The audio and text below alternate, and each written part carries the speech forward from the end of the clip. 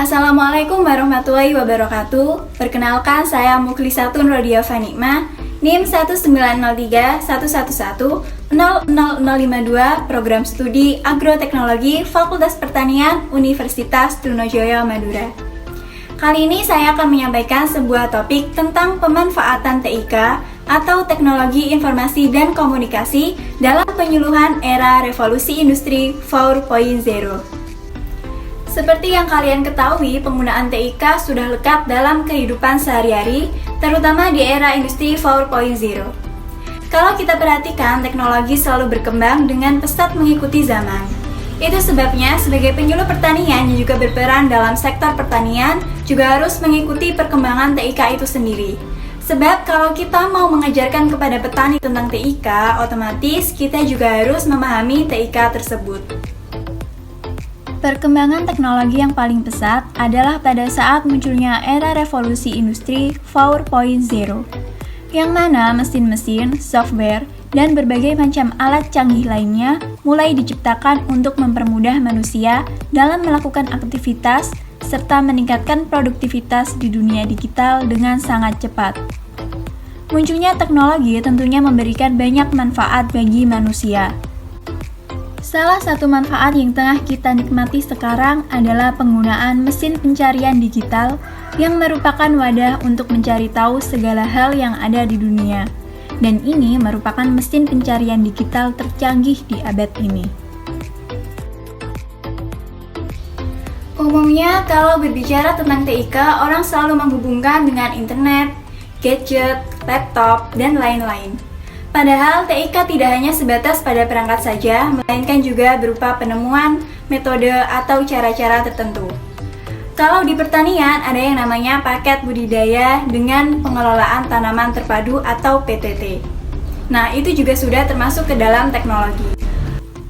Kalau kita lihat dari terminologinya berdasarkan KBBI, teknologi bisa berupa metode ilmiah untuk mencapai tujuan praktis berupa ilmu pengetahuan terapan serta seluruh sarananya. Sedangkan informasi yang kita tahu itu berupa penerangan atau berita tentang sesuatu. Dan komunikasi sendiri adalah proses penyampaian pesan yang lebih bagus. Kemudian ada feedbacknya dua arah. Sedangkan menurut kominfo.go.id, Teknologi Informasi dan Komunikasi atau TIK adalah segala kegiatan yang terkait dengan pemrosesan, pengelolaan, dan penyampaian atau pemindahan informasi antar sarana atau media. Artinya sudah jelas ya, tidak melulu harus terhubung dengan internet. Dengan perlengkapan konvensional pun kita juga sudah bisa melakukan penyuluhan pertanian dengan TIK. Selanjutnya, bagaimanakah perkembangan teknologi di Indonesia itu sendiri? Berdasarkan data yang saya ambil, pada tahun 1962 mulai diperkenalkannya TVRI. Kemudian tahun 1975, Indonesia saat itu sudah mempunyai satelit Palapa dan sudah diluncurkan. Yang artinya apa? Semakin tahun meningkat, teknologi juga semakin berkembang. Pada tahun 1993, Indonesia mulai memiliki jaringan internet secara universal. Kini kita sudah terhubung dengan dunia luar. Untuk Indonesia sendiri yang kita tahu yaitu menggunakan simbol .id untuk domain websitenya. Nah, sekarang yang mulai dan sudah dilaksanakan oleh pemerintah sejak tahun 2011 yaitu adanya industri 4.0 yang semuanya menggunakan IoT atau Internet of Things dan kemungkinan suatu saat nanti akan terus berkembang. Jadi mau tidak mau kita harus hidup berdampingan dengan penggunaan internet.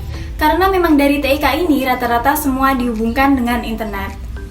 Mengenai TIK dalam penyuluhan juga diatur dalam dasar hukum. Seperti apa isinya? Berikut ini adalah penjelasannya.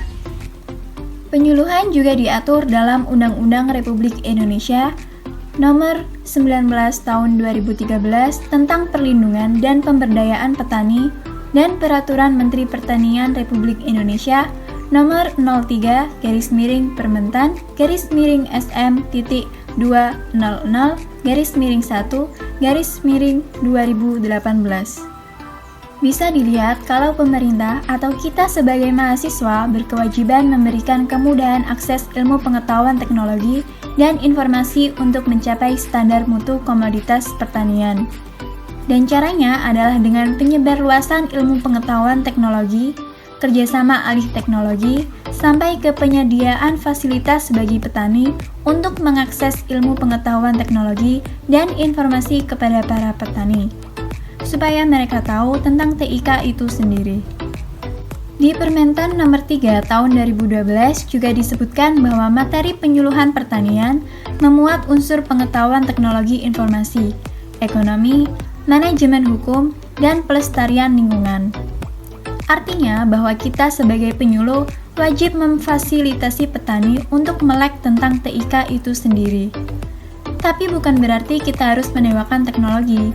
Dalam undang-undang juga disebutkan bahwa pelaku fasilitator harus menjaga, mengarahkan budidayanya ke lingkungan dan tidak boleh bertentangan dengan karakteristik lokalnya.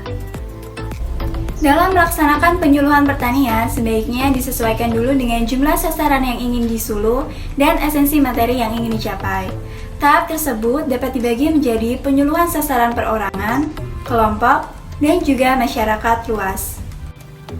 Untuk melaksanakan penyuluhan dengan sasaran perorangan, bisa menggunakan alat bantu smartphone sebagai sumber TIK.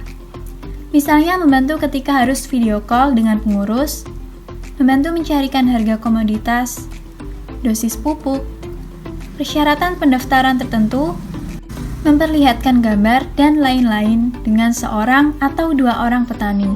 Ketika melaksanakan penyuluhannya untuk kelompok, alat TIK yang digunakan dapat berupa laptop, LCD proyektor, ataupun komputer. Kemudian nanti bisa disesuaikan juga dengan jenis materinya dan banyaknya sasaran yang hadir. Apakah sudah cukup menggunakan satu perangkat saja atau kombinasi keduanya? Sementara untuk masyarakat luas bisa menggunakan perangkat digital seperti website atau blog pribadi.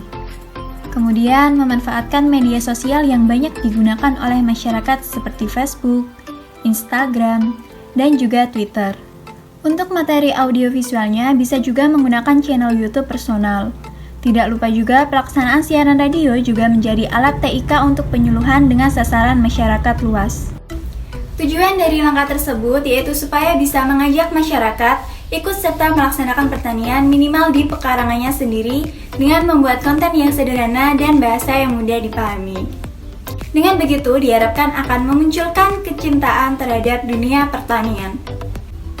Selanjutnya yaitu bagaimana memanfaatkan penggunaan TIK di wilayah binaan yang notabene tingkat penyerapan SDM-nya itu berbeda-beda. Yang pertama yaitu meningkatkan kesadaran pentingnya TIK untuk menunjang usaha budidaya dari on-farm hingga pemasaran. Kemudian yaitu memobilisasi informasi melalui penyuluhan. Lalu mengembangkan kemampuan dan membina pemimpin yang sadar TIK. Dalam hal ini dapat melatih pemimpin kelompok agar dapat mengadopsinya dan menularkannya kepada anggota yang lain. Kemudian yaitu memfasilitasi penyediaan akses informasi melalui program-program, baik yang ada di tingkat kabupaten, provinsi maupun dari pusat. Kemudian menggalang kemitraan, misalnya dengan menghadirkan fasilitator dari tempat lain untuk membantu mengembangkan TIK di wilayah binaan. Contohnya yaitu melalui program magang mahasiswa. Demikianlah sedikit pembahasan mengenai pemanfaatan TIK dalam penyuluhan pertanian era revolusi industri 4.0. Semoga apa yang saya sampaikan bisa memberikan manfaat dan insight tambahan untuk melaksanakan penyuluhan pertanian. Terima kasih. Wassalamualaikum warahmatullahi wabarakatuh.